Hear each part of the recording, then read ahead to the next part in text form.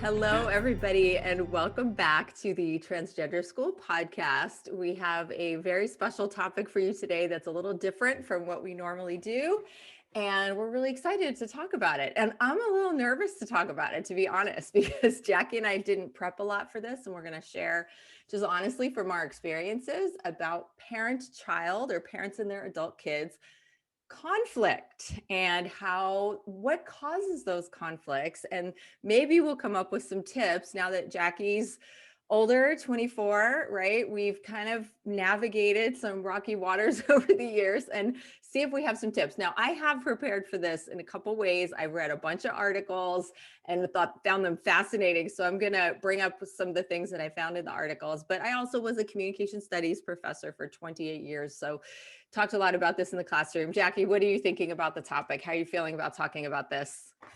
I was going to say, it's not true that we didn't prepare. You prepared a lot. I didn't prepare at all, which I think we should be honest about, and pretty consistent with a lot of our work. Well, yeah, but sometimes we spend time talking about what we're going to talk about before, and this time we really didn't.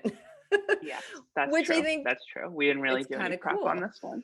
Yeah, but you know what? We've had 24 years of being parent and child and parent, adult child. And so we're going to draw from that. And I have no doubt that you'll have some things to say.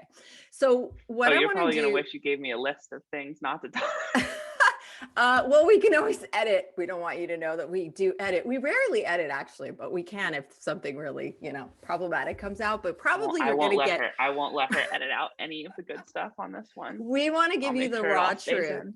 Yes, I'm with Jackie. We want to give you the raw truth because we want to help you. Parents, we want to help you get along with your kids, whether they're adults, whether they're teens, any age. If you've got a young child, this is going to help you as your kids get older, we promise. And whether your kid is trans or not, by the way, we're hoping to reach a broad audience of people who just want to get along and understand each other. So okay, so this relates to everybody. And we were going to do mother-daughter. And then we were like, but as I was reading, I thought all of this relates to dads and sons and non-binary parents and non-binary kids and everybody. So this is for everybody. All right, so I'll start with some of the things that I found. So I kind of like looking at things on a little bit of a spectrum, like so the first one would be from control to autonomy, from parent control to autonomy for the child.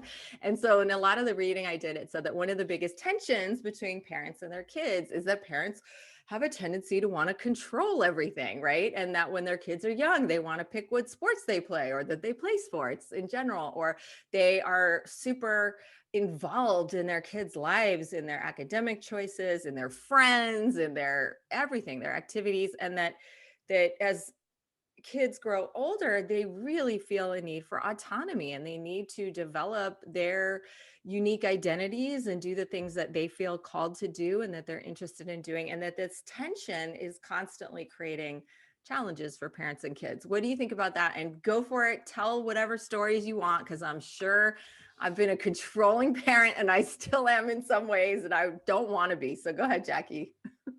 I think that's a really interesting way of framing it. And it definitely makes sense with a lot of my experience throughout my childhood.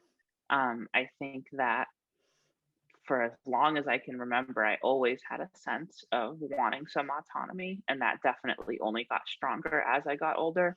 I think one of the things as a trans person that I didn't really realize at a younger age was like, I had this desire for autonomy and I had this desire to live my own life and be who I wanted to be, but I didn't really like know what that looked like. I didn't really know what that meant or how I could actually get there. So I would just kind of do whatever seemed like the most accessible thing I could do to have some sort of autonomy, whether that's going out and wandering around the city or I'll be careful about what exactly I say because I know we have some families who listen to our podcast. But suffice it to say, I think I sought autonomy in all sorts of ways, all sorts of often unhealthy, dangerous, destructive ways.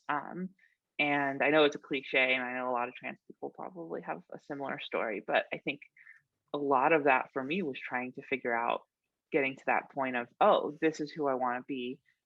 I am a woman. I feel like a woman. I've always wanted to be a woman.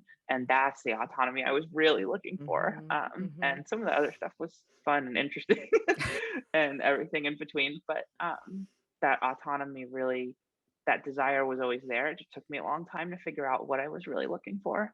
Yeah, yeah. I can see that now. And I think when our kids are young, for parents, we feel so responsible for keeping them safe, right? And shaping their values and teaching them to be good people. And we cross the lines into that kids need to learn things on their own and figure things out on their own, and they need the freedom and the space to speak their truth. And you're going right into using being trans as an example, but I think which is important, and I think it applies to like everything. We forced you to play sports, let's just be honest, right? And that was always a source of tension and conflict. We forced you to play a musical instrument. I don't know how you feel about those. I shouldn't say forced. I don't know if you feel like you would use the word for. I mean, it was strongly for both you and your sister. Like, I don't know, encouraged, forced, demanded, I think I think that's such a complicated issue because on one hand, there's so many kids who don't have, on one hand, it's important to upfront recognize that every one of those things is an absolute privilege. Having the privilege of a parent who can pick you up and drop you off from after school sports Yeah. practices that are miles away from your school and that are part of some separate league that you have to pay to be a part of, having parents who can put you in musical lessons, having parents who can do all of those things is such a privilege that most children in the world don't have access to. So Yeah. I just feel like it's always important to preface it with that. And then I think, of course, there's my individual experience and the sort of, give and take of you guys wanting to create a certain structure for my life and wanting to teach me certain values, and me wanting to be a child and do things that children want to do that are impulsive, like staying home and playing video games and watching TV all day instead of doing things. And, I think I don't know if this is the answer you expected. Probably now that I'm 24, it is. But like, I think there are a lot of things where I wanted to do something else as a kid. I wanted some autonomy. It's probably a good thing that I didn't have that autonomy as a kid. There's probably a reason that you don't have complete legal autonomy over your own life until you're 18, because I think that your prefrontal cortex isn't remotely done forming by the time you're 18, but it's really not formed before you're 18. And I do think that I am at a point in my life where I acknowledge that I was very privileged to have parents who created that structure in my life and who had the stability and the economic privilege to be able to give me that structure and give me those skills. And even if I don't still pick up a guitar today, and even if I don't play a sport today, I think having that structure and understanding that you have to work with other people, you have to learn new skills, and having those sorts of basic life skills is very transferable to a lot of things that I still do in my life today. And it, I think, definitely created a foundation of having structure, having things that I was responsible for. And that was very important.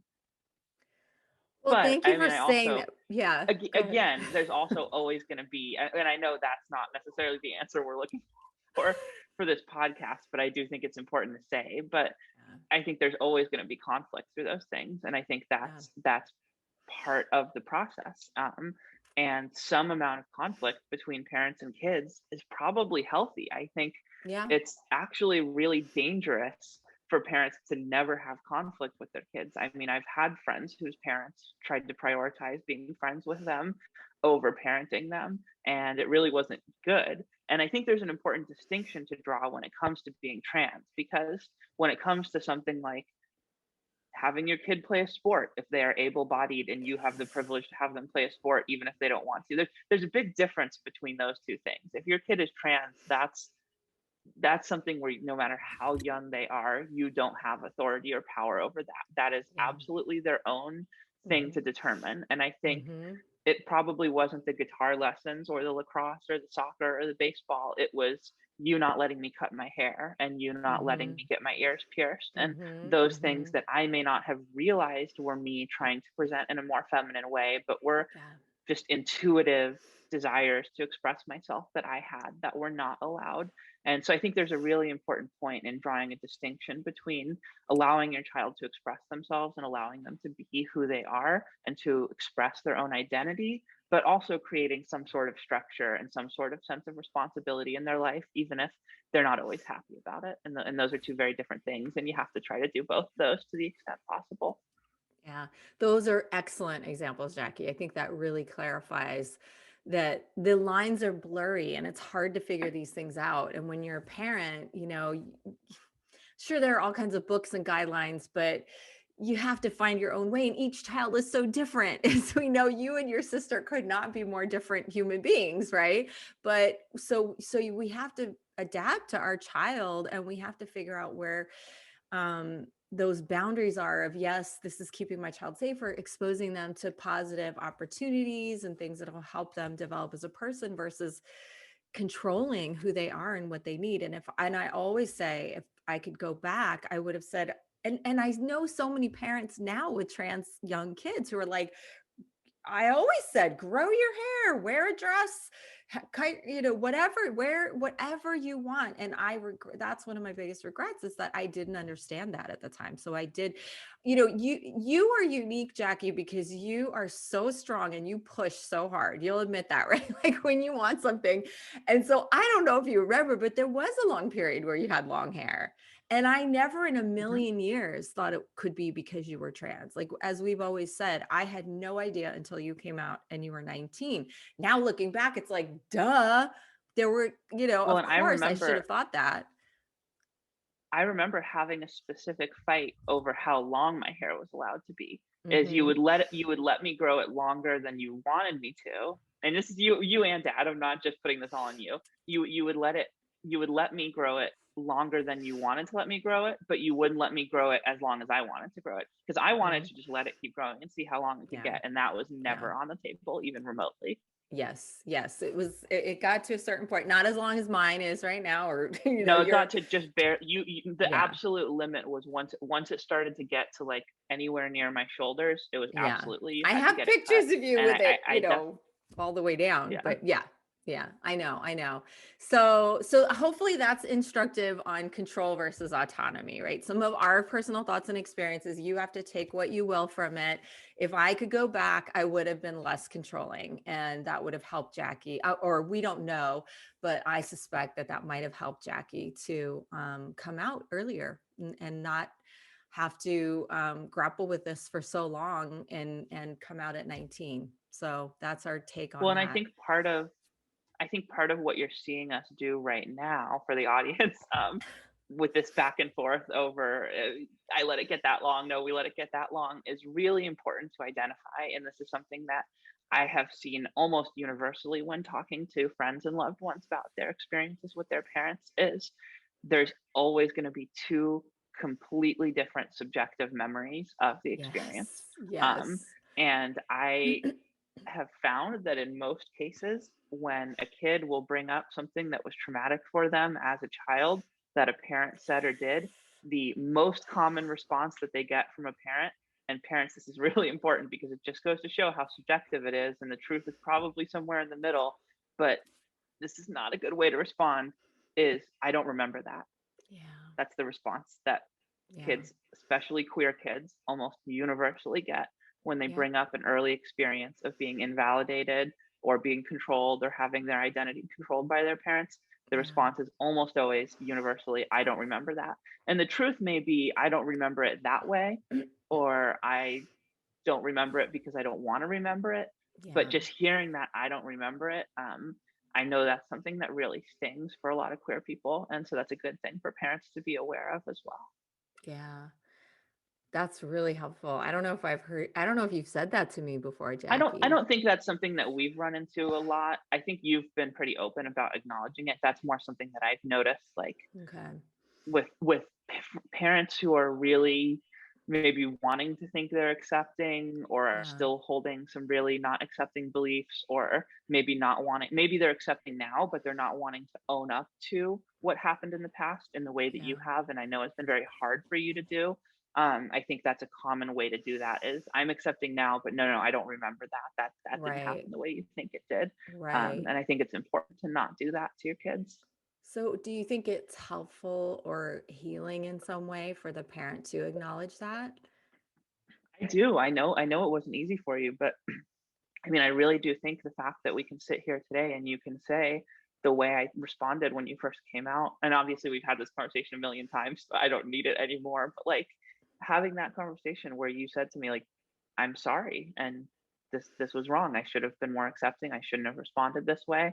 Mhm. That's a big deal. I really do Mhm. think that that's an integral part of how close we are today and the trust that we're able to have for each other today. Mhm. And Mhm. I don't think our relationship would be the same without that. Yeah.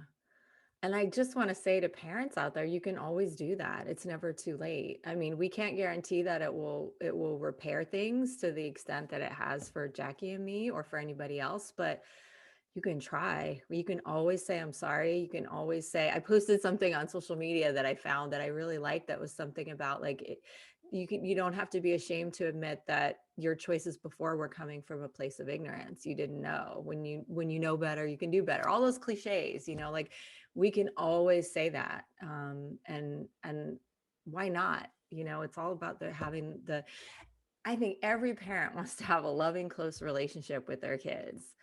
And that's what we have to prioritize over our ego and our belief in what we think, happened that someone else sees a different way. I so agree with you that everything is subjective and memories are reconstructed from our brain and what we think happened and what we perceived in any given moment.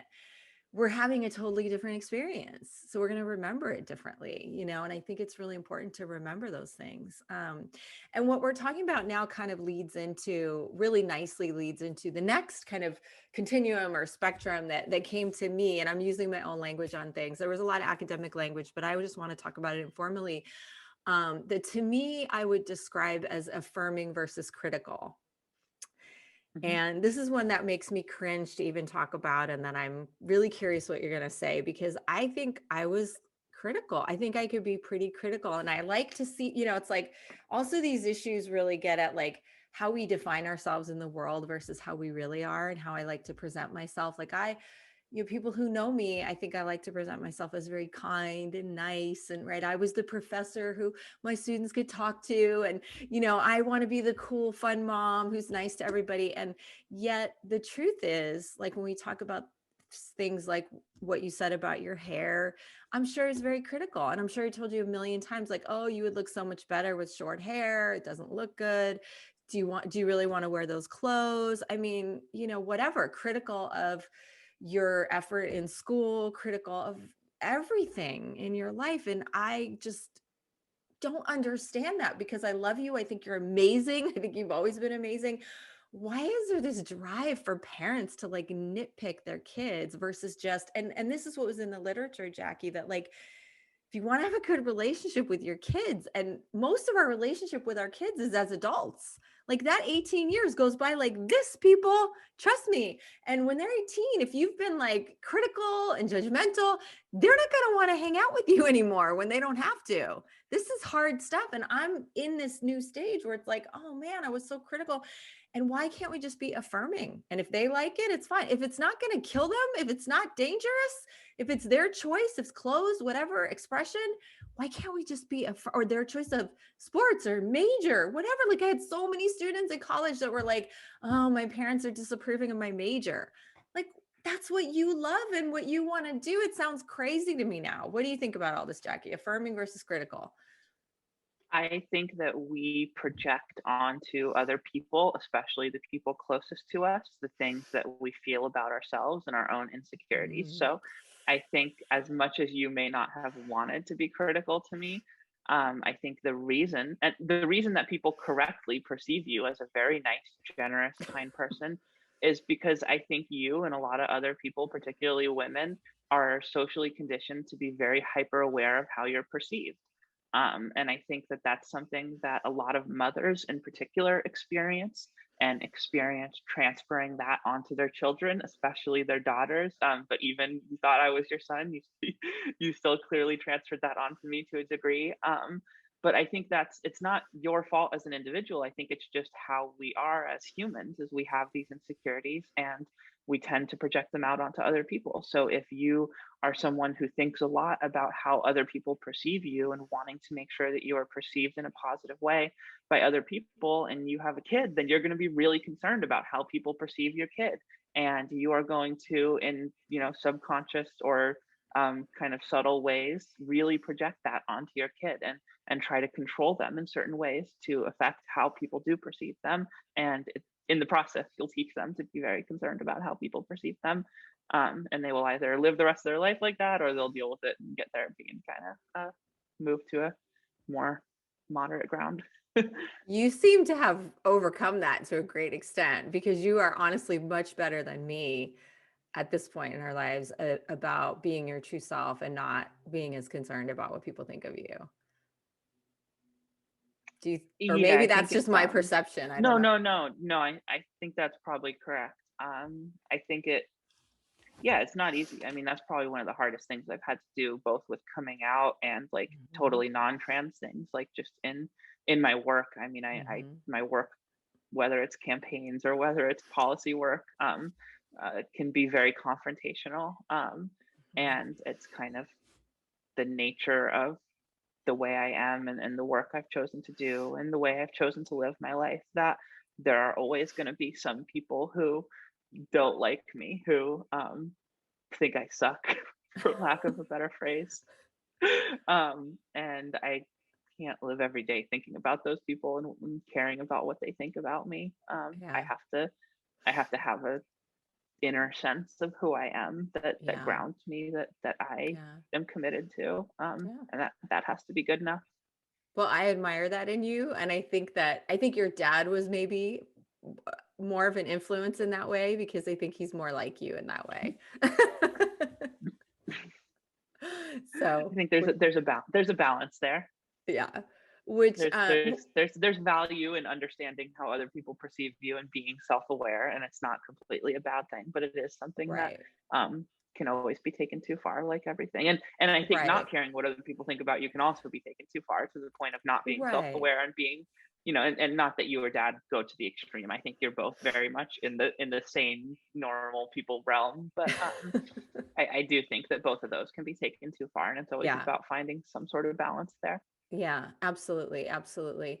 Anything else on? I want to. I have the next kind of topic in mind, but I just want to make sure that you have the opportunity to share with people anything else on this, because we've used some examples about my criticisms. Does anything else come to mind that could be helpful for parents to hear about how controlling we were? And you're free to talk about your dad too. I think your dad was, or not, we're not on controlling, we're on affirming versus criticism, but we can talk about it all.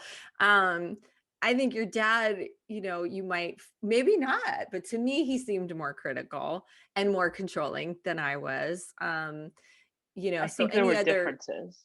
yeah, although very I think you were, loving and a good dad, so just to say too. But yeah. yeah, what do you think No, about that? I think you were both critical and controlling in different ways. And I Yeah. think that's like, dad was more critical and controlling in terms of the like, you are going to have responsibilities and structure. And if you don't Hmm. meet those responsibilities and structure, there will be consequences, because that's how Hmm. the world works. Hmm. And then you were more critical and controlling in the sense of like, you need to be perceived the right way by other people, and you need to fit a certain like, this is who you are, and this is how you're going to be in the world, and this is how you're going to interact with people. And so there were differences. You both had your ways of doing it, but definitely in different areas, I think. And Right. again, not to say that all of that is bad, because I think Right. you definitely want to instill your child with a sense of structure, and I think you guys probably hit the right balance there. But then when it comes to like self-awareness and controlling a child's identity, I think that's where there was room to um, Yeah. give me a little more leeway. Yeah, exactly. And I just do want to say, this may really turn a lot of people off, because I know I'm actually in the minority on this, but we read a lot of parenting books. We studied child development, and we decided very early on never to hit our kids. So when Jackie says there would be Oh yeah, that's a big consequences, one. we studied trying to create real world consequences. Like if you did a certain thing, we would try to create a Mhm. consequence, like taking away a privilege or discussing something with you in a way that was aligned with a real world consequence. Because as an adult, when you make a bad choice, nobody's going to hit you. And there's tons of research that says that that's way more harmful than effective in all the child psychology literature. So I know I'm in the minority, believe it or not. The majority of parents still hit their kids. But I just want to say, since you mentioned consequences, might as well take this as an opportunity to touch on that as Yeah, well. I mean, I think hitting your kids is something that goes back to a time when lots of things were okay, like hitting your wife, and when raping your wife wasn't considered a rape because she was your wife, and lots of violence in the house and in everyday life was normalized. So I think we should be perfectly comfortable as a society leaving hitting our kids behind with all of those other horrible, violent things that we used to justify. And anyone who still clings on to that, I really don't understand. I mean, you're Yeah. denying science, you're denying reality, and you're doing Yeah. active harm to your kids and teaching them to use violence to solve their problems. So, Yeah. yeah, Yeah. So we feel, I'm glad you're in agreement with that, Jackie, because I've had many debates with people who are very much on the other side of that and think I'm absolutely crazy. So it's nice when your kids are and it's illegal to adults. be clear. I mean, again, we have in most states in the country, we have so moved past hitting our kids that hitting your kids is usually illegal. So if Yeah. the idea that it's traumatizing and the idea that it's teaching them to solve their problems using violence is not enough for you, uh, please do know that it's probably illegal to hit your kid, and you shouldn't do it And that a because little you could go to tap is jail. included. Like if anything you wouldn't do to an adult, to another adult, your child is their own autonomous being in their body. You don't have the right to violate their body, even if it's a tap. If you wouldn't do it to an adult, it's non-consensual touch for a child and an adult. And even just a little whack is in that category. We feel strongly about that. So, all right. So moving on to the next one. Okay. I'm really curious about your thoughts on this, Jackie. And this one comes from an academic term for describing an issue with parents and their kids: enmeshment versus independence. And it's similar to control versus autonomy, but I feel really differently about it, especially now that you're 24 and your sister's 20 and she's away at college. I feel like looking back, I was very enmeshed in your lives. Like, I'll just be honest. I got a lot of my love, attention, physical touch. We were always very cuddly and close. And, now you're so independent. It's hard for me. It's like, I deeply miss that. It like brings tears to my eyes because I mean, I don't know if you're okay with me saying, but we would all cuddle in bed and watch TV every single night, you, me, and your sister. And we always had our TV shows, long series like The Office. And when you got older, and I would scratch your backs and, whatever, give you a little scalp massage. And I was very enmeshed in your lives. We spent so much time together. There was so much love and fun and doing things together and playing games and going to the park and playing and, all the things that parents do with their kids. So when you two like separated and became adults, it's been really hard for me to allow you your independence. And I'm reading in all these articles and I know that that's incredibly important. Like the boundary of your personal private life now that you're 24 and my role as your mother, I have to honor that. And it's hard. What do you think about that?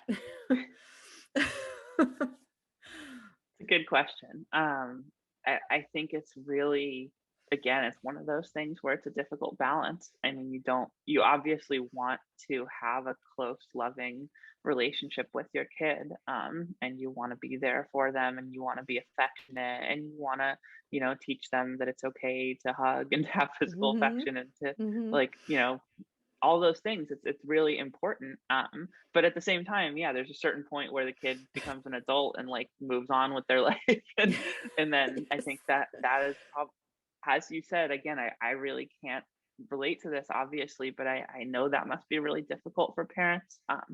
And I think, yeah, it's hard for me to give advice because it's not something that I can relate to. But I think it's good to be close with your kids, even if it's going to be difficult when they go away, because I do Hmm. think that it helps teach them to trust people and to love people and to be comfortable having close relationships with people.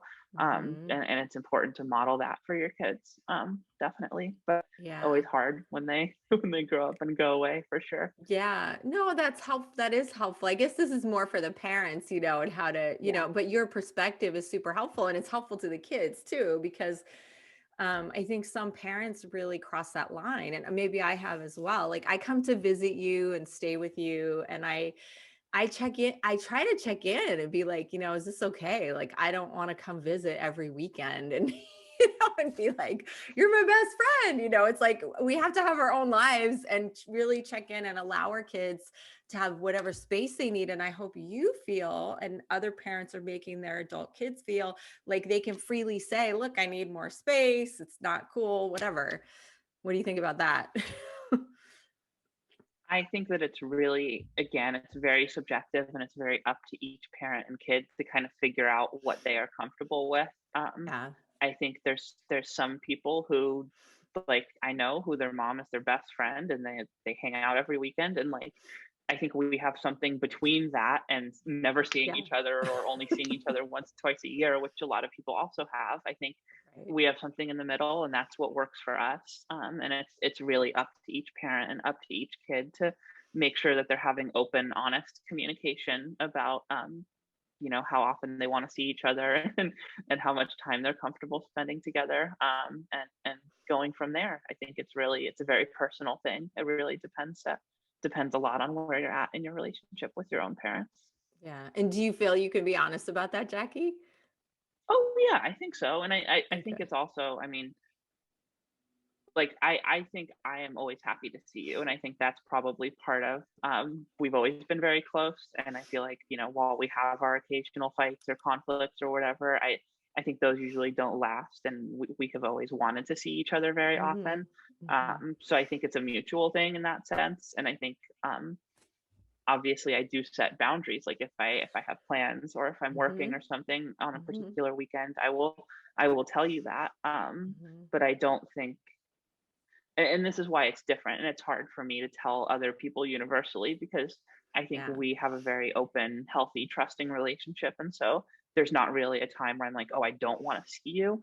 But I Right. do understand why other people would feel that way about their parents who don't have that relationship, and I think Yeah. it's might be hard, really hard for those parents to accept that.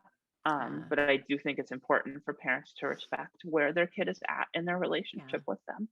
Exactly. Exactly. And also, I mean, it's hard to say, but our kids are, once they're adults, they're not obligated to spend any time with us. And I have heard parents say things like, well, they owe me, I did all this for them, and I, provided all this for them, and why don't they want to be with me? And it's like, that's not their obligation. Our relationship, like that with our kids, they're obligated to be with us up until 18, 20, whatever it is, and then they have their own life.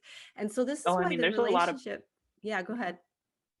I was just going to say, there's a lot of parents out there who expect their kids to not leave their hometown, Right. to always be there, Right. and to never leave that community, and to support them, for Right. the rest of their lives. That's And very that can common. be a cultural factor. There can be cultural factors there as well, which we fully understand that, but the parents and the kids have to figure that out and navigate, often bicultural or multicultural communities and environments to figure out what works for everybody. Right.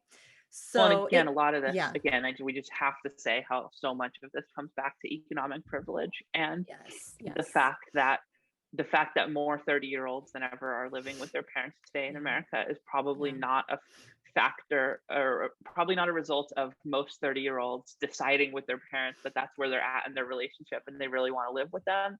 It's a exactly. result of economic factors, and it's a result of the insanely high cost of housing throughout the United States, and the fact that Yeah, corporations and venture capital firms are buying up most of the entry level homes that people would have bought in previous generations, creating middle class wealth through home ownership and renting them out, further cementing the upward, redistribution of wealth in the country and the ossification of an oligarchy and plutocracy at the cost of any middle class that we used to have. And that's going to result in a lot more intergenerational households, and that's going to result in a lot more parents having to navigate more intimate relationships with their kids than they probably would have anticipated having into adulthood. And that is going to have a very real, and already is having a very real impact on the lives of a lot of families in this country and throughout the world. That's very true. That's very true. And wow, Jackie, you just spouted a lot of interesting information that could take us in a whole different direction. Maybe we should do a podcast about all of that sometime too. So, yes, very important and very much a factor. Housing in the US and the crisis that we're facing is something that you know a lot about and that I'd love to pick your brain on more. But on this topic, what we're getting into, everything you've shared like leads perfectly into the next topic that I wanted to talk about, because we are all incredibly privileged. I mean, part of it's privilege, but part of it is how you worked your ass off to be in the position you're in, that you have your own home and you work very hard. You've been very successful. I know, look, you don't want to take responsibility, but point being, you're probably never going to live with us again. Right? You're doing well enough, Well, we'll see when the big one happens. Okay, right. If some catastrophe, I mean, I would love it. Honestly, I love when you're here in our home, but you've set yourself up, and that you're very independent and you're living on your own, and you're living a 6 or so hour drive away. So we have this distance. So that was the next topic, is like distance is how we manage the distance. And I feel, you can tell me if you feel differently. I feel that some of our worst fights have been over text. Hmm. And we can't just Oh, say, totally. just come over and let's talk about this in person. We might be able to get on a Zoom, but it's not the same. Virtual communication is just not the same. I feel like I've texted you things that I probably never would have said if you were with me and we were in person in a room together, And so how do we navigate that distance as our kids are adults, or maybe our kids are like away for a time, for the summer, whatever, for a program, and we're texting and we miss, as a communication professor, we talked a lot about how nonverbal communication is like 70 to 80%. And that includes tone of voice and pauses and all of this that we don't have in text, or we lose a lot of it even on the phone or over Zoom. What do you think?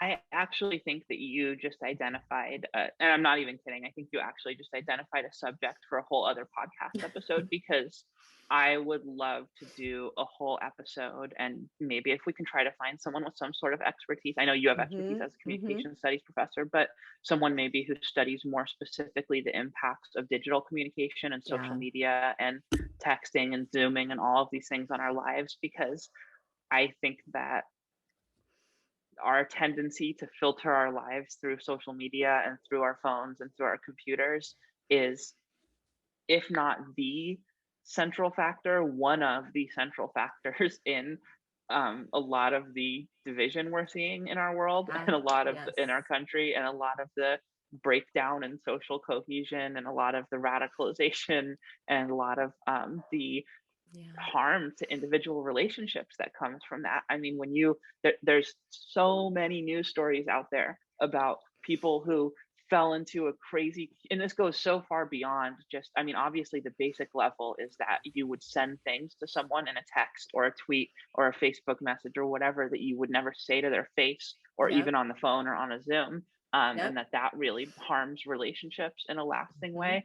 Then you go even further to the point where these technologies, people fall down into these crazy QAnon holes and fall victim to these conspiracies and this paranoid worldview, and they lose relationships over it. And I mean, there's people who will go on the news and say, yeah, I can't talk to any of my family members because they don't understand that Joe Biden is running a ring of pedophiles and everyone's in on it, and then I'm trying to get the word out about it. And I mean, that is real, and that is all because of these devices, and all because of this social media, and all because of these algorithms that we don't understand or have any insight into whatsoever, that are completely opaque, that are run by these multi-billion-dollar corporations with no goal but keeping you on their platform so they can advertise to you and make money off of you.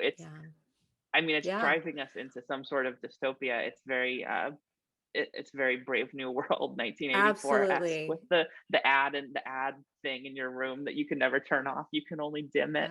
And Yep. that is having a real effect on our psychology. And I would love to do a whole episode on that because I think it's Absolutely. And I've having a seen serious impact on our relationships 100%. And I've everywhere. seen those rifts between people. I've seen so many relationships and it's heartbreaking. It's so sad.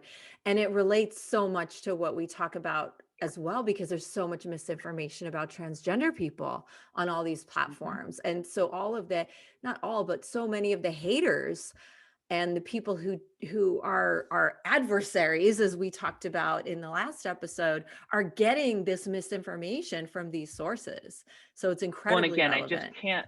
can't say it enough that as much as Facebook and Google and YouTube and Twitter and all of these companies and TikTok and all of these companies might roll out their pride banners and might roll out all their philanthropic contributions to LGBTQ serving organizations, at the end of the day, they profit to the tune of billions of dollars off of that hateful content, and they intentionally amplify that hateful content because they know that conflict keeps people on their platforms, it engages people, and it's more ad revenue for them.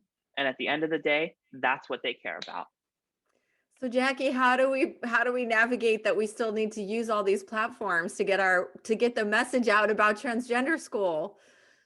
That's why I said this is a whole other episode in and of Okay. itself. I mean, my take is Okay. probably a little bit more pessimistic than would be popular or productive. My honest take is probably that this is a death spiral that we don't come out of, and that humanity ends up in some worse place because we now filter our lives through digital technology, Yeah. and that's probably not going to end anytime soon, because Well, of the incentive structures that global yeah. capitalism has created. And I hear you on that, and I want to learn more on that, and I'm happy to talk more about it publicly and on the podcast. And for the time being, we still want you to be in our Facebook group and follow us on Yes. Instagram. Please do join our Facebook group. Please do follow us on Instagram And follow our because Facebook page, because we don't really our have an message, alternative.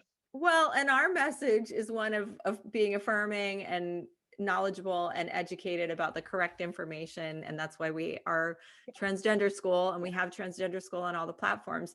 But yes, I am terrified, to Jackie's point, of the potential for evil to be happening on all those platforms. And we see it with some of the responses that we get on social media. I So think it was something like 7% of kids in the United States who said that they've considered suicide traced that desire directly back to Instagram specifically. But on that note, thank you so much for listening. I think we've identified another great podcast topic, and I think we've had some really insightful discussions today about not just mother-daughter conflict, but parent-child conflict and interpersonal conflict in general, and especially as it relates to trans people, as it relates to parents and kids. And I hope that this was helpful for some of you out there. And I hope that I censored myself just enough that this is still semi-family appropriate. you don't have to censor. Let's not censor ourselves, Jackie. I think we're beyond that. And I think everything you said was perfect. I learned from everything you shared. You gave me a lot to think about. And we want to remind you, transgender school followers, please find us out there on all social media. Despite what Jackie said, we do want you to, which we do believe, and I do agree with, we want you to follow us and be part of our community because we're trying to do good work in the world. We just we are just announcing our video, our 90-minute allyship, transgender allyship 101 video is only $10. We put so much work into that. $5 of that goes to Transforming Family, our support group which supports thousands of families who are learning about how to be affirming for their transgender kids, and has support groups for the kids, for the parents, for siblings, everyone involved. Amazing support group, Transforming Family. We give $5 of every sale of that video of $10 to them. So once our costs are taken out and Vimeo and we don't really get anything, Jackie, but you know what? We're getting the message out, hopefully. And please join our Patreon membership if you can afford the $5 a month. We put something new in there every week, new content, videos, writing that we're doing. And it really helps us basically just to pay our costs We have a lot of personal costs for transgender school because we have graphic artists, we have podcast producers, we have lots of things that we're just trying to reach more people and get the message out about transgender school. So we hope you enjoyed this podcast. We hope you'll support all our work and follow us on all the social media, and we'll be back next month. Our podcast is every month, first Tuesday of the month. We have one bonus episode in there, and we may have more to come. And we thank you so much for your support. And happy New Year. This is going to come out first week of January. So happy New Year. It's a new Thanks, year. everyone. Great time Happy New Year. Start fresh Here's and to- be an ally. Yeah, here's to not kicking off the year with an attempted coup. All right. Thanks, Jackie. Hopefully, knock on wood. Hopefully. Oh my goodness. Yes, we'll leave you on that note. Hopefully it's off to a good start. Bye, everybody. Thank you. Thanks, everyone.